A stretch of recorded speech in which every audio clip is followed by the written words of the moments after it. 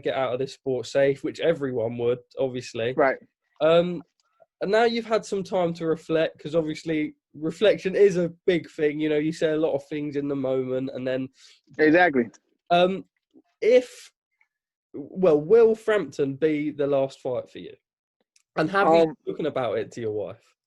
I thought about it. My wife still has that same type of mindset of terms of the fight, of course. I mean, that's just how she is as family. Any loved one doesn't want to see you take, because she knows a lot of things that I had to suffer with my body behind the scenes. You know what I mean? Stuff like that, from like all the rabbit punching that I had to endure in the last couple of fights and things like that. So there's a lot that's been taking a toll on my body as it is. And when you take into account when I'm getting, I was getting not just headbutt, but I was getting hit with rabbit punches and things like that. Like my body just wasn't right. And that's because, like I said, I've been working so hard and pounding on my body for so long, and she's been seeing the process along the journey. So of course she's gonna have that mindset still. But like you said, like I took the time off and I actually got the proper rest for a change, where I don't have to worry about hopping into camp. And like I pointed out earlier, I felt a lot more confident going back, because like let's be honest, when you have those nagging injuries, it plays in your mind a lot, because you be thinking like, man, what if I got to go on camp? I'm still feeling like this, and like camp is coming right around the corner again. But like I just had time just to relax and sit back. I got actually pause to say that even after the Frampton fight, I still want to now, continue. And this is actually my first time actually putting that out there now, and I'm glad you asked me that question. This is actually the first time speaking on it. Yeah, I just want I can actually say now. I mean, you can just see my energy, my how I'm expressing myself now. I definitely feel a lot better than when I was after the kind of fight. Like, I mean, if you notice, because like you know me now, bro, to where like activity on social media, if you really look back, I wasn't really speaking so much on boxing. Like I just didn't want to be. I didn't want to. Yeah, I wasn't like, me. Usually I check into like every fight and I do my own. I put my own opinion with every. I speak with everybody on Twitter or whatever. But if you look after the O'Kenna fight, I really wasn't tuned into any boxing. Like I was like, didn't want to be bothered with boxing, didn't want to hear about boxing or anything like that. I was just saying to myself at one point. Yeah, at one point in time, I was saying like, after this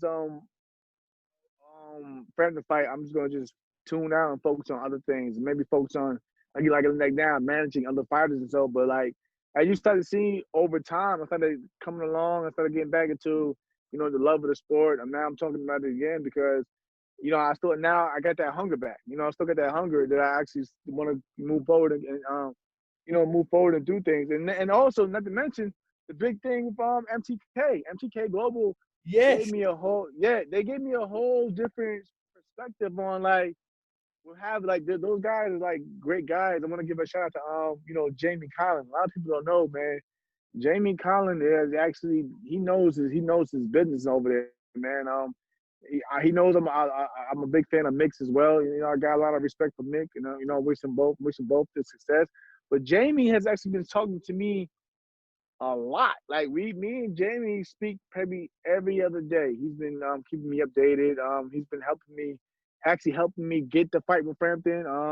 He's assured me that MTK has my back, and with a partnership like that, it's like, why not make the most of it? Why not continue going forward with a partners like MTK Global and Jamie Collin, and I have my manager Brian McIntyre and the corporate team. So since then, I can actually say that MTK Global has actually gave me a second basically broader vision of what I want to do in terms of my career.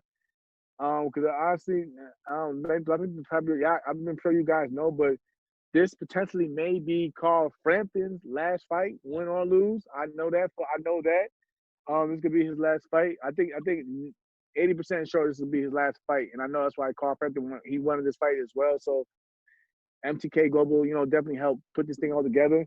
But in terms of, like I say, Frampton, I gotta say that Frampton has a better chance of exiting the boxing world before I do. So and then like I said, if I can't get a unification matchup at Super Featherweight, which seems like I've been chasing after that for the past 2 years. I've been chasing after almost 2 years now for a fight like that. So we're speaking of NTK Global, and then we're even saying that there's even options that lightweight, moving back up in weight. So I mean, Like I said, it's a lot of things I can do now, and I have more of a clearer vision on my future with boxing. So I had to give that thanks to MTK Global. And with that being said, that having them behind me now, I can say that I definitely want to continue the sport of boxing even after the Frampton fight. On the topic of MTK, obviously they're very prominent over here. We know them. They've got Josh Taylor, Tyson Fury. Then they also promote like their own events on Sky Sports over here. They're huge over here. They made another signing. I can't remember his name, and obviously they've now made you in the States. Do you think that they obviously want to do the States takeover? Do you think they'll be able? They signed my teammate Joseph Diaz as well before they did. Oh yes, they did. Yeah, Jojo Diaz.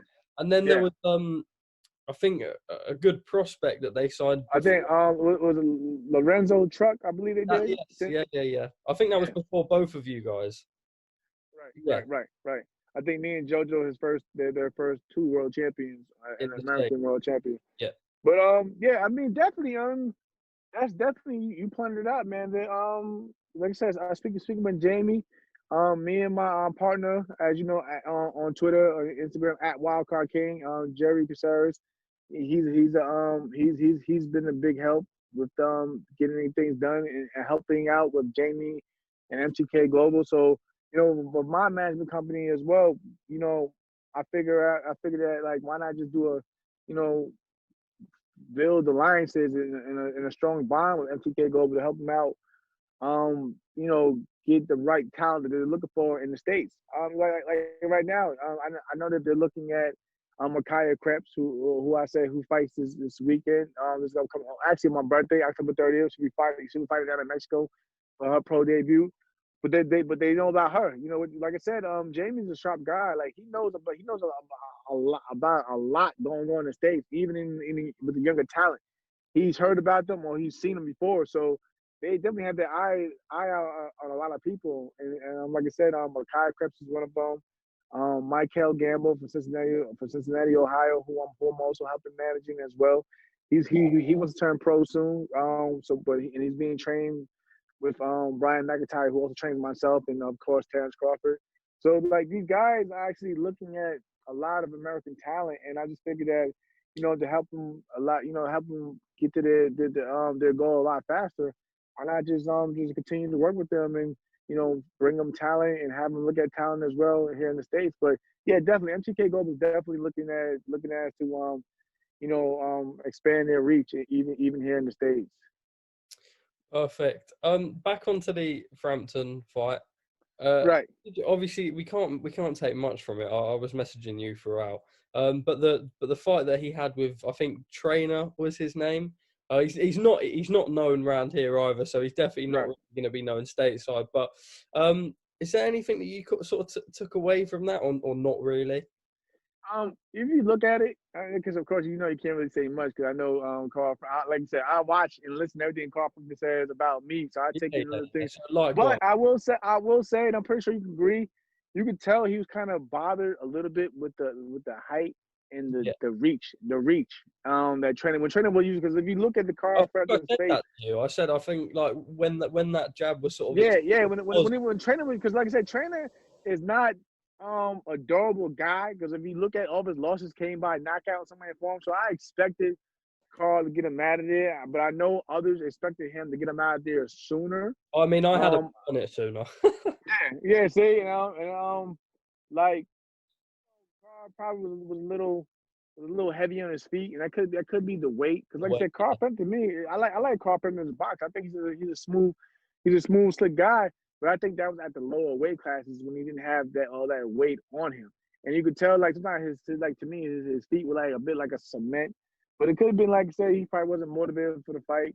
I mean, like I said, I had my rocky moments like from the layup as well from my own fight. But I took more from like just the reach and the reach advantage and the height that kind of like bothered Frampton a bit. But other than that, it's not. Yeah, that's really much what I could take from that. But I've been watching. Besides that, I'm watching all the Carl Frampton fights. The Santa Cruz fights, the Warrington fights. He's had his wars and things like that. But I take more. You gotta look at more of his strengths and his weaknesses, because right now he wants to make history, of course. So you probably may bring the best Carl Frampton that we've seen in a long time. So you gotta take that into consideration. But like I said, it's not just the last fight. I've been looking at I look at all his past fights, and I took things from that. But I'm still just motivated. I'm actually hungry to actually hurry and get this fight done on paper so we can get to it. And another thing that people don't know that from what I've heard, this fight has pretty much of a high chance of heading to London. So I have no problem coming to London because yeah. So that's my literal next question. Yeah, that's actually like I said again, it's the first time I'm even saying that because I haven't done any, like I said, like I told you, man, I haven't done like anything with boxing. Like I didn't want to do no interviews or nothing. I didn't want to watch nothing. But from what I've been told, we, speaking with my friends at MTK Global, we have a high chance of the fight happening to London, which I'm fine with because, like I said, I loved and enjoyed London when I was there for the 2012 games. In person. Yeah, definitely, and we'll have this sit down in person. But just be on the lookout for that. With Frank Warren should be getting things done on his end, so we're looking at that. To have the announcement coming soon. But right now, my mindset is actually coming to London to face Carl Frampton, and I have no issue doing that as well. But that tells you right there what my mindset is at now than it was a month ago. You know what I mean? Like, yeah, completely. Of course, most fighters will tell you, and we're not. There's no secret. Most fighters will tell you they will probably want to have every advantage in their favor for any fight. Even down to the fight taking place in your own country, of course. I was even hoping, but at first we was actually hoping to make the fight. If the Fury Wilder 3 fight would have took place, they were trying to make the as the co-main event. Yeah, because that would have been that'd have been a big card, of course. You had the Irish fans, the UK fans, and the American fans all under one roof. So we were actually pushing for that. But as you've seen, that Fury won't be facing Wilder anytime soon. So we had to scrap that. But right now, it looks that I may be coming to London, and I told Jamie, hey, just make it happen and let's get it done. But that tells you how confident I am in myself now with like that I'm getting like proper rest and everything that I am going into that fight, even going overseas. Because like I said, I have a warm welcoming anyway. Like I said, I got guys like you over there who always showed a lot of love and respect. So I have no issues. I don't feel like I'm going in there and like enemy territory. And trust, I know my boxing history. I know how it is between Irish fans and UK fans, and yes, we know Belfast part of Northern Ireland. So I know the whole graphic over there. So I do, like I said, I know a lot of UK fans still want some get back for when Frampton fought Quigg anyway. So I have no problem, going over there and just getting the love and support from both sides anyway.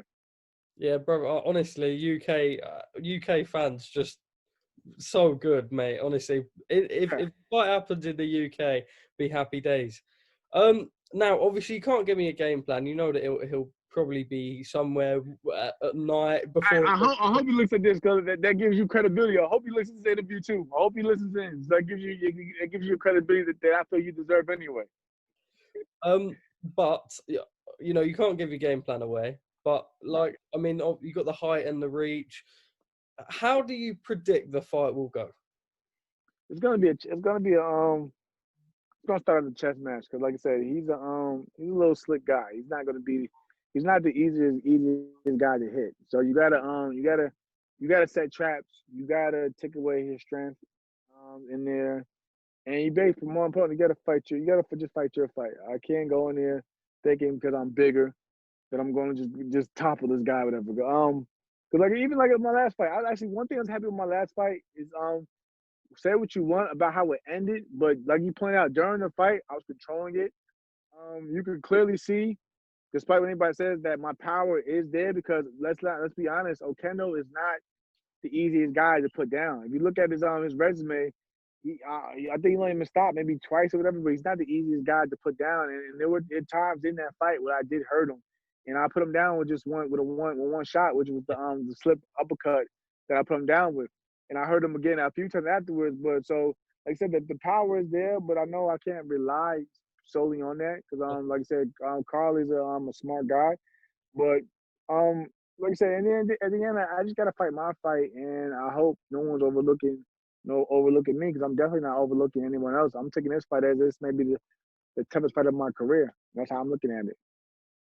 Of course. And now moving on to your stablemate and your good friend, Terence Crawford. We know his fight's coming up against a big name Right. here in the UK, Kell Brook. Obviously, you're not gonna tell me, oh yeah, Kell Brook's gonna win. But how do you see that fight going? You know what? I will tell you this. I like Kell Brook. I actually thought at one point in time after he beat Sean Porter when he came to the States, Yep. I definitely became a fan then, because remember before then people were kind of writing him off because they had the setbacks with the fight, and they didn't know if he was serious and things like that. But when Kell won that fight, that to me, honestly, I was telling everybody that I know that Kell Brook was actually the #1 welterweight in the world at that time, and that's how I solely believed it. Because think about it, look at it with the Sean Porter fight. Nobody has ever neutralized Sean Porter like that. Mm. Win or lose. If you look, Kell, that's what I mean by like being smart. Even with Frampton, you gotta take away their strengths, because Kell Brook took away, you know, Sean's aggressive style of mugging and getting his way coming in with just his jab, smart boxing, and he kept tying him up. Every time Sean got close, he kept tying him up. And he just worked him with the jab and just kept him at a range. And I said, with Kell Brook, I respect him. I even thought that him and his fight against Errol, that was a great fight as well. I love that. I still watch that fight. That fight was Kell was very much in that fight until Errol started breaking him down. And, Errol's my guy too. Errol's my teammate and close, good friend. I speak to Errol all the time, but I would say, man, hey, man, that's one of my favorite fights to watch. Him and Kell Brook. And of course, I got to give more respect in the world for facing Golovkin when he did, and then right after that, facing Errol Spence. So I give Kell Brook all the respect in the world. Of course, I'm gonna side with Terence Crawford, but that doesn't mean that I'm gonna sit there and be like one of those guys, one of those those yes men, and be like, oh, Yeah. that was a bum. And no, I think it's a really good test for Terence still. But I, of course, most of the world believes that Terence will win, because, like I said, just based on all the battles that Kell Brook has suffered throughout the years. But nonetheless, it's still a good fight for boxing. And I wish Kell Brook nothing but the best. One sort of closing thing I will ask is, a lot of UK fans at least think that Kell would be best at 154, where I think he had his last fight at 154. He's definitely more comfortable at 154. His trainers said that he's training with someone else for this fight, basically. Exactly. Yeah, that's nothing that I wasn't really happy with, seeing that he doesn't have his normal team in the corner as well. So you got to take those in consideration as well. Do you think that we're going to see the best Kell at 147 here, or do you think that the right decision for him would have been up at 154? I think the right decision would have been at junior middleweight, to be honest with you. Especially he said right after the Golovkin fight, he was already having an issue coming back down the weight to fight Errol Spence at welterweight as it is. And so, I just hope, a few years ago. Yeah, exactly. I just hope that, after everything's said and done, because like I said, like I just told you in the beginning of the interview, like, boxing takes a toll a lot on your body as it is. I just hope that he still has enough in him to even make a run at 154 pounds, super welterweight, junior middleweight, whatever you want to call it. But because, like I said, I think that probably fits him best. But I can see from his training regimen now that he's very motivated, so his mind is mentally strong for the Crawford fight. But I believe after the fight, he should definitely campaign at junior middleweight, and then stay up there, because there's a lot of good fights he can make up there. And like I said, he has a good following, so people will come out to see Kell Brook fight one of those champions, especially the UK fans. Exactly, they'll come out. So I think he, like I said, as long as he has that support behind him, he still has potential to do a lot of great things.